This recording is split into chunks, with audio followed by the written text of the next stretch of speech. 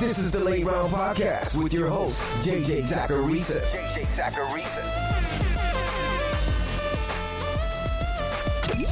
What's up, everyone? It's JJ Zacharisa, the editor-in-chief at FanDuel and at NumberFire.com, and this is episode 438 of the Late Round Podcast, one of the many shows that are part of the FanDuel Podcast Network.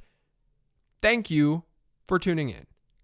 Before getting into questions this week, I want to send another reminder to check out this week's FanDuel Podcast Network Listener League. Like every week, it's a $5 3-max entry contest that's completely rake-free. So you can spend up to $15 on 3 lineups and not have to pay any rake. This week, there's $1,500 up for grabs. Visit FanDuel.com/league/listener league to join. Eligibility restrictions apply. The first question this week is from @AndrewLaz. It says, love your content. Thanks. How vital do you think it is to prioritize stacking in redraft? I.e., I'm rolling with Justin Herbert, so do I make a strong play for a Keenan Allen trade? So I referenced a study done by Establish the Run's Mike Leone over the offseason about this, and what he found was that yes, stacking is a pretty good idea in season-long leagues. Part of that, though, is because if a quarterback hits, if a late-round quarterback hits, then there's a higher chance his pass catchers are going to hit too. Like, if we knew that Justin Herbert would be this good, there's no way Keenan Allen's ADP would have been where it was in August. Now, with that being said, I also don't think it's a bad idea to have that type of upside in a single elimination playoff. But just like DFS, it's not always completely necessary when you're looking at a cash game lineup. You just want to be optimal above all else. So to your question of, do I make a strong play for a Keenan Allen trade? I think the answer to that is yes. You should trade for Keenan Allen because of their upcoming schedule and his usage. That's why I talked about him earlier this week. But I wouldn't be suboptimal or accept a lesser deal only because I have Justin Herbert. I think it's more of a nice to have than anything else in a normal league. If you're in a larger field tournament, that's a different story. This next question is from @FantasyBulldog. Where is Zeke in your rest of season rankings given the Cowboys' offensive line issues? So let's first look at guys that I would definitely have above Zeke and who aren't injured. Alvin Kamara, Dalvin Cook, Derrick Henry. When you add in the injured guys, they include Aaron Jones, and depending on your risk tolerance, I think that you can throw in Joe Mixon and Miles Sanders too. At the very least, I think that those guys are around the same level. And then there are players on the fringe that you can make an argument for. Those being Jonathan Taylor, James Conner, James Robinson, maybe Chris Carson's in that range. So basically, I'm looking at Zeke as sort of a low-end RB1. It's a bad situation that he's in. He's a banged-up offensive line. There's no Dak Prescott. He's getting the volume. That's great, but it's been pretty ugly. This next question is from @StraightCashHomie12. Should I drop Singletary? Seems like a roster clog where I won't play him, but not producing. Offense scoring is down. Moss is back to split, and he wasn't good when he got the solo gig. I got a few questions like this one this week, which isn't that surprising because there are so many split backfields across the NFL. Joshua Kelly and Justin Jackson were talked about in particular. But the answer to any question like this is that it depends. If you think Singletary can seriously help another team in your league, then I would not drop him. I'd much rather do a 2-for-1 trade and throw him in that trade to get an upgrade somewhere else. I'd also say that Singletary wasn't totally unusable without Zach Moss. He had a couple of strong performances. He was 2 for 3 when it comes to having a usable performance without Moss. Now that Moss is back, it's hard to start either of those guys. I agree. But number one, ask yourself who you're getting off the waiver wire, who's better. And then number two, we know, even based on our small sample with Singletary without Moss, that there's at least some usability if one of those two backs gets hurt. It depends entirely on the type of player that you're getting off the waiver wire to replace him, and whether or not he can be useful for another team. But this is related to another question that I got this week from @SideshowTim2. He asked, does a guy like Alexander Mattison lose bench stash status when he gets his chance and disappoints? Or should he be valued more since Cook is continually bitten by the injury bug? Love your work. Thank you.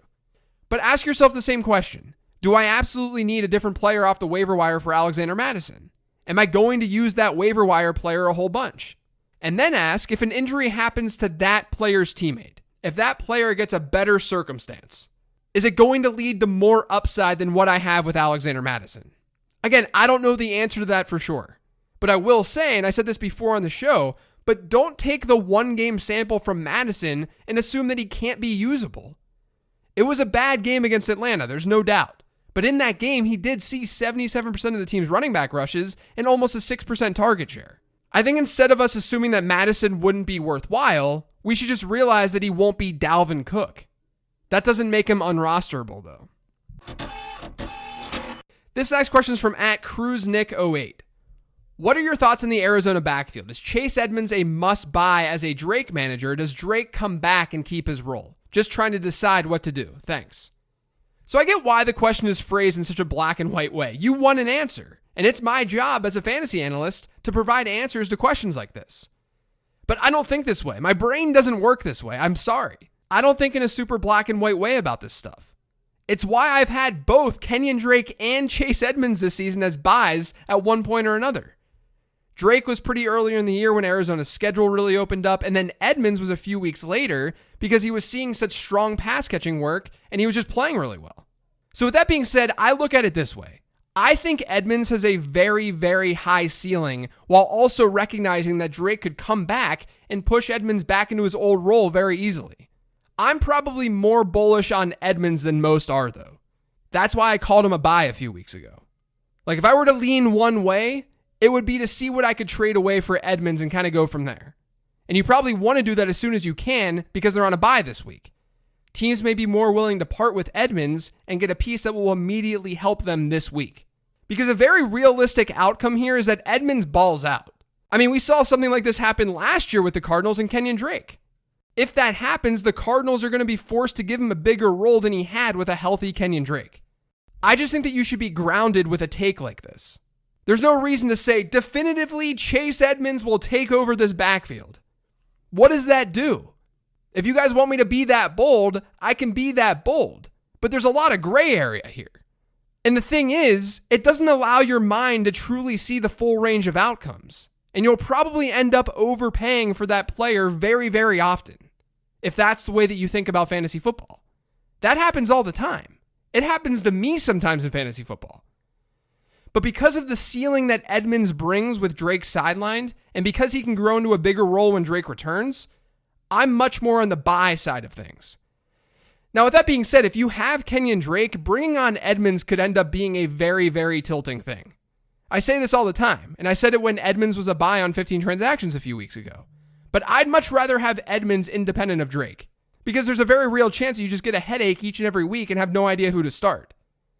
So I don't think you having Drake or not having Drake should be the deciding factor as to whether or not you go for Chase Edmonds. This next question is from @Flanman00. Any advice for managers with high season point totals that don't have the wins to show for it? I find myself second in points for the season, yet drowning at 2 and 5 because some bad breaks. Thanks, love the pod. Thanks. So I'd first say that each league needs to start implementing a rule for a bad luck playoff spot. In the leagues that I commish, for example, the top 5 teams get in on record. So I commish a 12-team league, a 14-team league, whatever. The top 5 teams, they get in on win-loss record. The 6th team, they make the playoffs if they have the most points that's not in.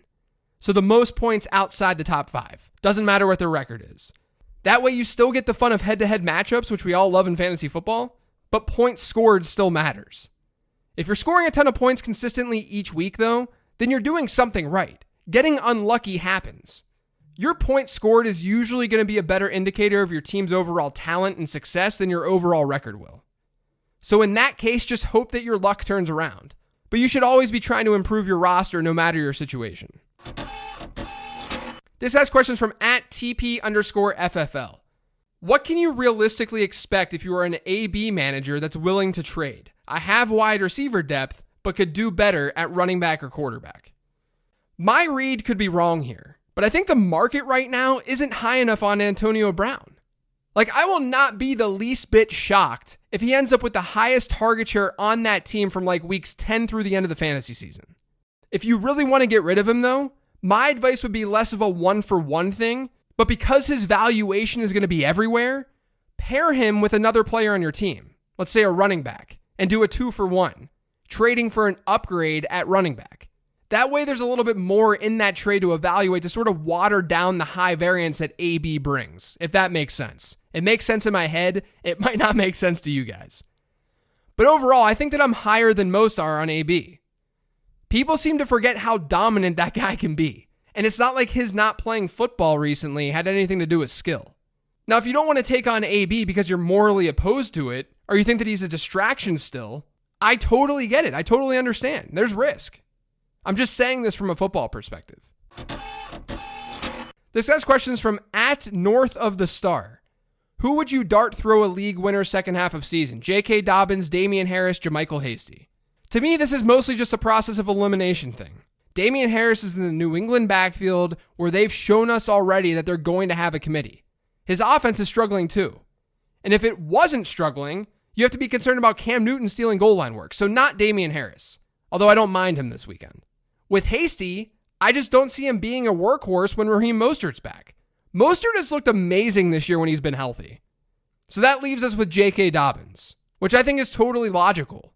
He should have more opportunity this week if Mark Ingram sits, and if he shows up, then it's very easy to envision a scenario where the Ravens use him more and more down the stretch as they try to get a higher seed in the playoffs. He's also the most talented back in this group. So I think the safest bet of these three is easily J.K. Dobbins. This next question is from @C_green_17. When choosing a quarterback to start, should your opponent's wide receiver even matter, such as a tiebreaker between comparable options? Choosing between Tannehill and Wentz, and opponent has A.J. Brown. Is it as simple as floor and ceiling? Well, it depends on who the wide receiver or the pass catcher is. If it's like some third-tier player, it's less of a big deal. If it's Devontae Adams, then yeah, starting Aaron Rodgers means that you're sharing points more than likely. If Aaron Rodgers goes off, the chance that Adams has a good game is pretty high. I mean, the dude's seeing like a 38% target share per game. Like a lot of the questions that I get, whether it's like this or about a trade, just remember to try not to be suboptimal. Be optimal. Like, let's say that you've got Ryan Tannehill, like you just said, and your opponent has A.J. Brown, but you're a big underdog. One way to help that would be to play a non-Tannehill quarterback. But if you're downgrading Tannehill to a different tiered player, then you're not being optimal with your decision making. I think that you can absolutely make a case to start Carson Wentz over Tannehill if you're a big underdog in this matchup. But not only that, you're focusing a little bit too much on that one player in that one matchup versus the other 8 or 9 in your opponent's lineup. I know this is another one of those gray area answers, but it's really the way that I view this kind of stuff. So I would say that you should pay attention to it, but I don't usually change my lineup based on it unless I have comparable replacements. The last question this week is from @Cortese_Frank12. Michael Pittman coming back this week or next. Is he worth a look? Yes, I loved Michael Pittman as a prospect. I thought that he had alpha potential in this class. And don't forget, before he went down with that injury, he had a 24% target share and a 16% target share in weeks 2 and 3. There's not a whole lot of competition there right now. So I'm down to add Pittman, and I've done so in a few leagues.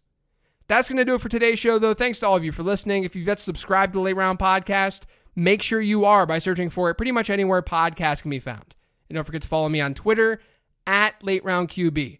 Thanks, everyone. I appreciate you listening all week long. Enjoy your weekend. Good luck in week 8, and I'll talk to you next week.